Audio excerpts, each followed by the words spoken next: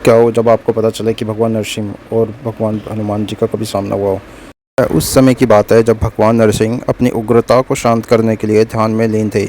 उनके चारों ओर की ऊर्जा इतनी तीव्र थी कि कोई भी प्राणी उनके पास जाने का साहस नहीं कर पाता था। उसी समय हनुमान जी अपने ध्यान में मग्न जय श्री राम का जाप करते हुए वहाँ से गुजर रहे थे। उन्हें अपने प्रभु राम के अलावा कुछ भी दिखाई या सुनाई नहीं दे रहा था।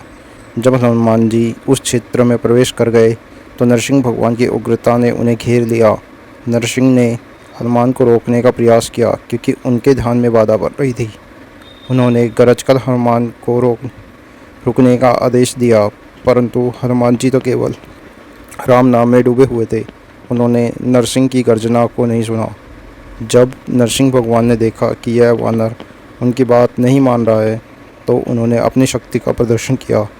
उन्होंने अपनी गर्जना को और तेज कर दिया, जिससे पूरी धरती कांप उठी। इस बार हनुमान जी का ध्यान टूटा। उन्होंने देखा कि उनके सामने एक भयंकर रूप प्रकट हुआ है, आधे शेर और आधे मनुष्य का। उस स्वरूप की आंखें लाल थी और उनके नखों से ऊर्जा निकल रही थी। नरसिंह ने क्रोध में कहा, हे वानर, तुम मेरे ध्यान में बाधा डाल रहे हो। तुम कौन हो? हनुमान जी ने शांत भाव में उत्तर दिया, मैं श्री राम का दास हूँ और उनके नाम का जाप करते हुए यहाँ से जा रहा हूँ। राम कौन है? नरसिंह ने पूछा। मैं ही परम सत्य हूँ। यह सुनकर हनुमान जी को क्रोध आ गया। उन्हें यह स्वीकार नहीं था कि कोई उनके प्रभु श्री राम की सर्वोच्चता पर प्रश्न उठाए। हनुमान जी ने अपनी पूंछ उठाकर विशाल रूप धारण कर लिया और नरसिंह भगवान के सामने खड़े हो गए।